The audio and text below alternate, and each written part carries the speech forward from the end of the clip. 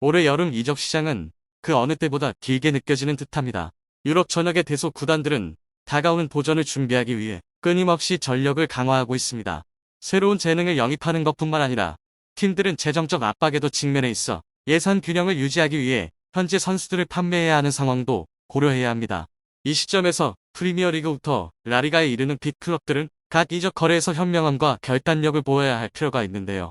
미디어 전선에서도 분위기는 활기차게 진행되고 있습니다. 영국의 스포츠 뉴스 채널을 포함한 다양한 매체들은 대형 이적 거래에 대한 소식을 가장 빠르게 전하기 위해 항상 준비태세를 갖추고 있습니다. 각각의 소문, 공항이나 훈련장에서의 선수 출연 등은 곧바로 뉴스와 소셜미디어의 주요 화제가 됩니다. 그리고 올해 가장 많은 주목을 받은 이름 중 하나는 손흥민입니다. 토트넘 호스퍼의 한국 축구 스타인 손흥민은 최근 몇 시즌 동안 유럽에서 가장 많이 추적되는 선수 중 하나가 되었죠. 그의 골 득점 능력, 지능적인 움직임, 그리고 강한 경기 정신은 팬들뿐만 아니라 가장 까다로운 축구 전문가들까지도 사로잡았습니다. 따라서 손흥민이 이번 여름 이적 시장의 중심이 된 것은 전혀 놀라운 일이 아닙니다. 맨체스터 시티의 내부 소식통에 따르면 회장 셰이크 만수르가 직접 손흥민 영입 준비에 참여했다고 전해집니다. 이로 인해 이미 축구계에서 핫한 이슈였던 손흥민의 이적 문제가 더욱 주목을 받고 있는데요. 셰이크 만수르 같은 영향력 있는 인물이 이 거래에 직접 관여하는 것은 손흥민이 맨시티의 미래 계획에서 얼마나 중요한지를 보여줍니다. BBC 스포츠의 보도에 따르면 맨시티의 한 소식통이 손흥민을 에티하드 스타디움으로 데려오기 위한 큰 움직임을 준비하고 있다고 밝혔습니다. 맨시티가 이번 이적 시장에서 주도권을 발휘해야 하는 주요 이유는 단순히 팀에 추가적인 품질을 더하기 위해서만이 아니라 지난 시즌 동안 결정적인 공격력을 발휘하지 못한 것에 대한 비판에 대응하기 위해서입니다. 큰 무대에서의 실패는 구단 경영진이 전략을 제고하게 만들었으며 손흥민 같은 선수를 영입하는 것이 그들이 큰 목표를 달성하기 위해 필요로 하는 마지막 퍼즐 조각이 될 수 있죠. 현 상황에서 손흥민과 그의 미래는 앞으로 몇 주 동안 계속해서 뜨거운 이슈가 될 것입니다. 이적이 성공할지 여부에 상관없이 맨시티가 손흥민과 같은 거물급 스타를 공개적으로 추구하는 것만으로 이번 여름 이적 시장이 그 어느 때보다 흥미롭고 기대감을 높이고 있습니다. 전 세계 축구 팬들은 손흥민이 프리미어리그 챔피언팀에 합류할 것인지에 대해 기대하고 있으며 이는 이번 여름 축구계에서 가장 많이 이야기되는 주제 중 하나가 될 것입니다. 올해 여름 이적 시장은 손흥민이라는 한국 스타를 둘러싼 거래가 주요 화제가 되며 예상치 못한 전개와 긴박한 분위기가 연출되고 있는데요.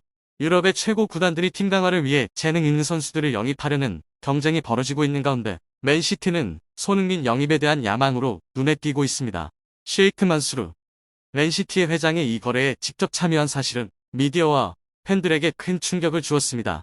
맨시티의 소식통에 따르면 셰이크 만수르는 토트넘의 회장 다니엘 레비와는 달리 이적 거래에서 재정적 요소를 중요시하지 않는다고 합니다.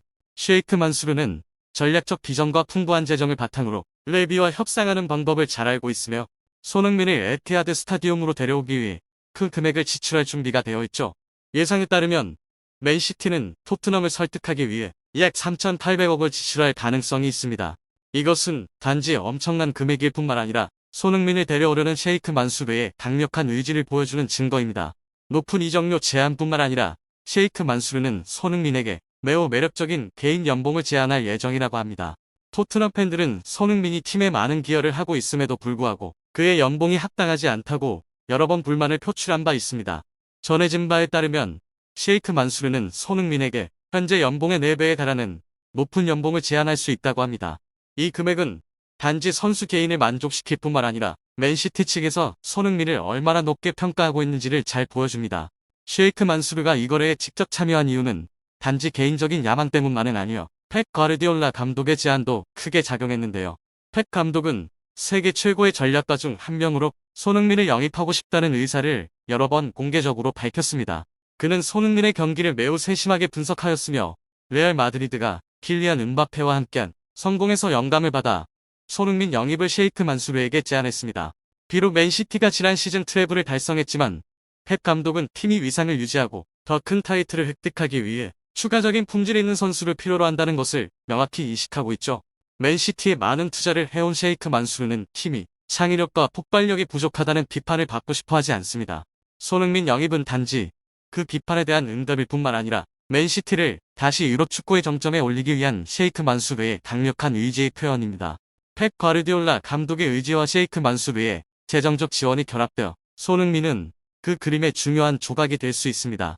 전 세계 축구 팬들은 이 거래의 다음 전개를 기대하고 있습니다. 손흥민이 맨시티의 선수가 더 팀이 또 다른 트래블을 차지하는 데 기여할지 여부는 여전히 큰 질문이죠. 그러나 한 가지 확실한 것은 이번 여름 손흥민과 맨시티는 모든 이목을 집중시키고 있으며 이적 시장을 그 어느 때보다 긴박하고 기대감 넘치게 만들었다는 것입니다.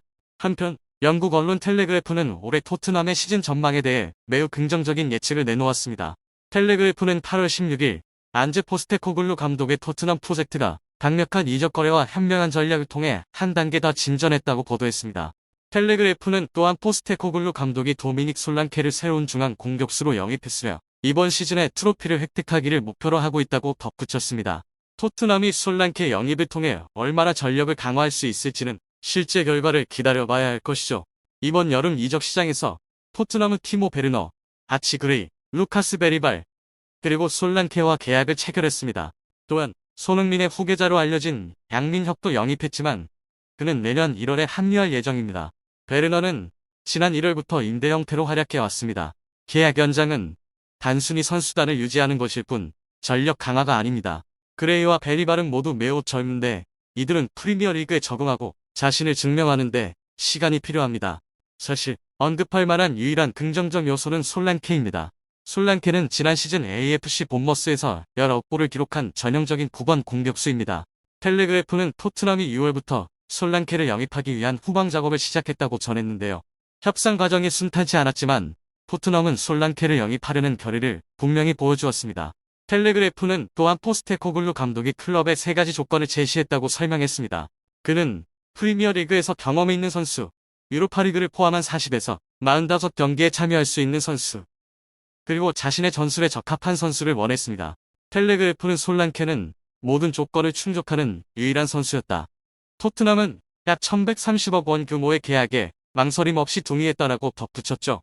텔레그래프는 외부 사람들이 이 상황이 현실적이라고 생각하든 아니든 간에 포스테코글루 감독은 이번 시즌 모든 대회에서 승리를 다짐하고 있습니다. 실제로 토트넘의 포스테코글루 감독은 그가 두 번째 시즌에 팀을 이끌 때 항상 우승을 차지하는 길조가 있습니다. 포스테코글루 감독은 2009-2010 시즌 호주 A리그의 브리즈번의 감독으로 임명되었습니다. 팀은 그 시즌을 하위에서 두 번째로 마감했습니다. 하지만 두 번째 시즌에 포스테코글루 감독은 팀을 대대적으로 개편하여 브리즈번을 2010-2011 시즌 A리그 우승으로 이끌었는데요. 브리즈번은 A리그에서 2연패를 달성하는 위협을 세웠습니다.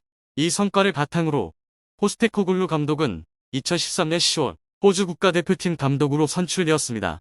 호주는 2014년 브라질 월드컵에서 3경기 모두 패하며 탈락했지만 2015년 1월 자국에서 열린 아시안컵에서 우승을 차지했습니다. 디 애슬레틱은 호주가 월드컵에서 탈락했음에도 불구하고 진전을 보여주었다고 설명했습니다. 월드컵에 참가한 23명의 선수 중 7명이 아시안컵이 열리기 6개월 전에 대표팀에서 제외되었죠. 포스테코글루 감독은 2018년 J리그 요코하마 마리노스의 감독직을 맡았습니다. 첫 시즌에 이 팀은 18팀 중 12위에 그쳤습니다. 하지만 2019년 포스테코글루 감독은 요코하마를 J리그 우승으로 이끌었습니다. 요코하마가 15년 만에 J리그 우승을 차지한 것이었습니다. 2021년 그는 스코틀랜드의 셀틱 감독이 되었습니다. 그곳에서 그는 첫 시즌과 두 번째 시즌에 더블 우승을 차지한 후 토트넘과 계약을 맺고 프리미어리그에 발을 들였는데요. 그러나 토트넘이 지난 시즌 5위를 기록한 후 프리미어리그 우승을 차지하는 것은 쉬운 일이 아닙니다. 리그컵이나 FA컵이 더 현실적인 목표입니다. 토트넘은 2008년 리그컵 우승 이후 16년 동안 트로피를 차지하지 못했습니다.